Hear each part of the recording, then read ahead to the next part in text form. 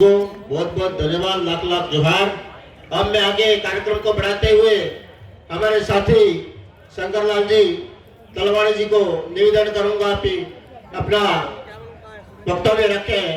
शंकरलाल जी तलवाड़ी, आवाज दो, आवाज दो। आदिवासी एकता जिंदाबाद, जिंदाबाद जिंदाबाद आदिवासी एकता जिंदाबाद। धन्यवाद।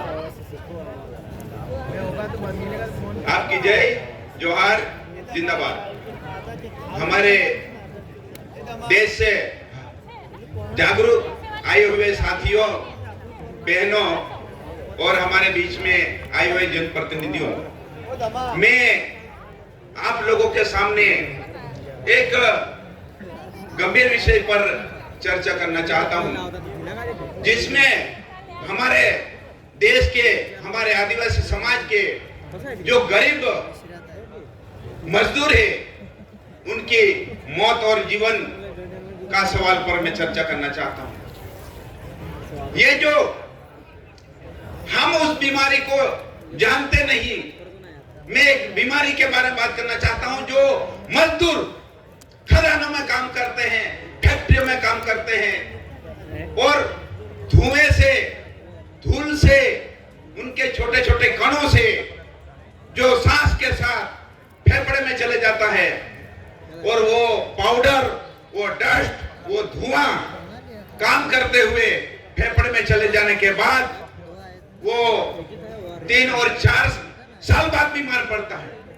3 और 4 साल बीमार पड़ने के बाद वो उस काम करने से बीमार पड़ा ऐसा नहीं वो सोचता है। जहां खदान में काम किया वो उसको नहीं पता चलता, फैक्ट्री में काम किया ऐसे पता नहीं चलता। वो कहता है कि कोई डाकनी ने मुझे कर दिया है, ऐसा कुछ बीमारी हो गई जिससे मेरी बीमारी खत्म नहीं हो रही।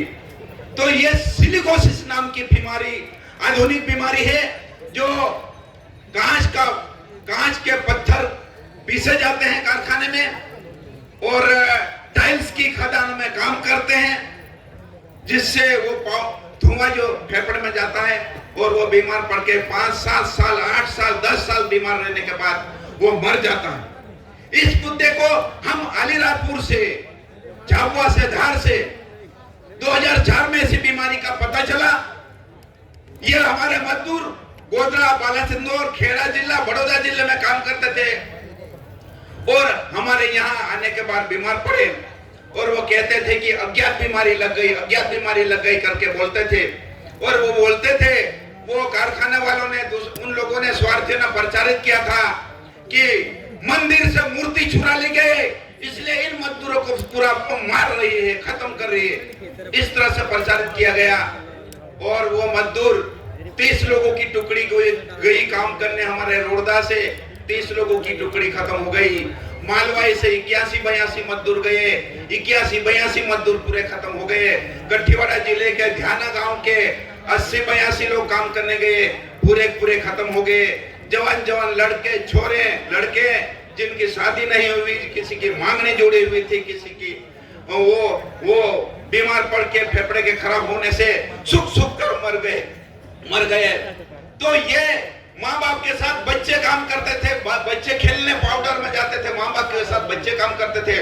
वो बच्चे भी हमारे सामने मरे हैं, वो हमने आंख से हमने देखे। 2004 से 2016 तक इस मुद्दे को हमने लड़ा और हमने उसको सरकार के समक्ष उसको लाया, दवाखाने में उसको समक्ष में लाया, जन प्रतिनिधियों के बीच में इस मुद्दे को लाया और उसको हम राष्ट्रीय मानव अधिकार में ले गए।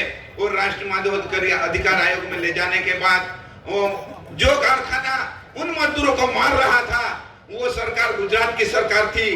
राष्ट्रीय मानव अधिकार द्वारा 238 लोगों को 3-3 लाख रुपया मुआवजा देने का नोटिस 2009 से 2016 तक देता रहा, लेकिन गुजरात सरकार मानने के लिए तैयार नहीं। फिर स्वतः ये केस सुप्रीम कोर्ट में चले जाने के बाद फिर गुजरात सरकार मानी। आज तक 504 लोगों तक को उनको 3-3 लाख रुपया दिया।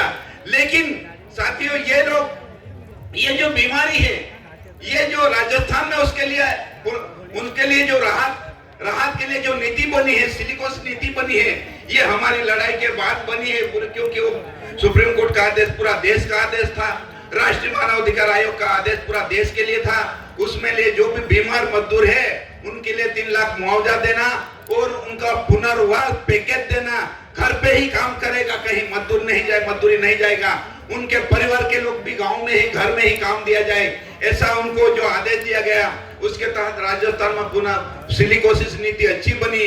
लेकिन इन मजदूरों के लिए भारत में कोई नीति नहीं, कोई कानून नहीं, कोई योजना नहीं। हमारे बीच में जनप्रतिनिधि लोग भी आए हुए हैं, इस मुद्दे को गंभीरता से लें, क्योंकि हमारे जो कांच चमकीले कांच जो मकानों में लगाए जा रहे हैं, शीशे तोड़े फोड़े जा रहे हैं, वो उस शीशों से, उस कांचों से उनके फेफड़े खत्म हो रहे हैं और उनकी जाने जा रही है और पूरी उसकी लाखों उनका जो उसका मूल्य, कोई मूल्य नहीं, कोई कीमत नहीं जान की, वो जान जा रही है। तो उसके लिए ये मंदसौर में भी स्लेट पेंसिल से कारखाने से मरते हैं और सतना, सरगुजा, सिवनी कोयले की खदान में काम करने से भी काला फेफड़ा होने के बाद वो मजदूर फेफड़े खराब होने के बाद मारे जाते हैं। तो ये एक आधुनिक बीमारी है, इस बीमारी के बारे में हमारे लोगों को जन जागृति होना चाहिए, क्योंकि हमारा समाज बहुत सारा पूरा गरीब है, मजदूरी करने जाता। हमारा परिवार का हर सदस्य कोई न कोई मजदूरी करता है। तो मैं कहना चाहता हूं कि आधुनिक बीमारी ये व्यवसाय जन्य बीमारी कौन कौन सी है। तो खदान में काम करने से उसको फेफड़ा खराब होता है, उस बीमारी का नाम एंथ्रोकोसिस, ये कोयला खदान में काम करने वालों को। और कबाड़ खाना, जो कचरा बीनने के बाद उसको पीसा जाता, कूटा जाता, जो भी होता काम होता, वो कबाड़ खाना में काम करने वाले मजदूर को भी फेफड़े खराब होते हैं, कैंसर की बीमारी होती, एस्बेस्टोसिस नाम की बीमारी होती है। शक्कर उद्योग, गन्ना कटाई, गन्ना रस कारखाना, कंपनी में काम करने वाले को बेगासोसिस बीमारी होती है। और कपड़े का, ये जो कपड़े का कारखाना है उसमें कपड़ा को गर्म किया जाता है और उनको काम करते हैं उन मजदूरों को विसिनोसिस बीमारी होती है। और जो तंबाकू उद्योग में काम करता है उनको भी, उस उद्योग में काम करने वालों को हृदय रोग होता है, कैंसर फेफड़े का होता है और उसको और टोबाकोसिस नाम की बीमारी होती है। तो इस तरह से ये बीमारी होती है। और हमारी जो घटना अलीराजपुर धाबुआ झार की जो धार की हुई, वहां 1985 से गोधरा और बालासिंदूर, गोधरा जिले में जो पंचमहल जिले में कारखाना 1985 से पंजीकृत है। तो पहले सफाया किनका हुआ? जो गुजरात के आदिवासी थे, जो भूमिहीन थे, जो एससी समाज के थे, उनका पहले सफाया हुआ और वो मजदूरों ने वहां काम करना बंद कर दिया। वहां प्रचार हुआ कि ये कारखाना में काम करने से मजदूर मर जाता है। तो ये बात वहां प्रचारित होने से गुजरात के मजदूर काम करना बंद कर दिया।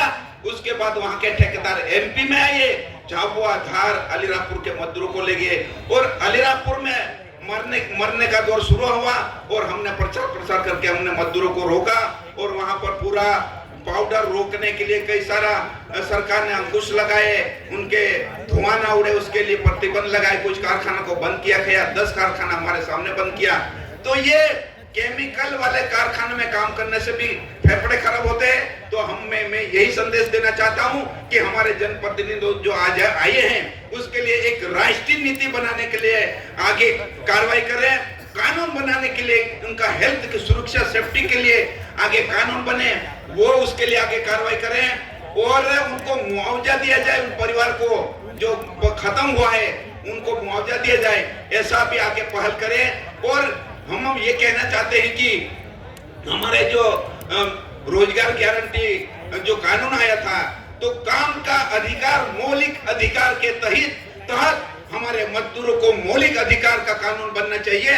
उनको 100 दिन का हम नहीं बोलते हैं, हम बोलते हैं 365 दिन दिया जाए और उनके जीवन को, मजदूरों को बराबर जीने का अधिकार दिया जाए और उनको इस देश में आर्थिक समानता में लाने के लिए मजदूरी तय हो, न्यूनतम मजदूरी नहीं, उसको बराबरी से जीने का अधिकार की मजदूरी तय हो।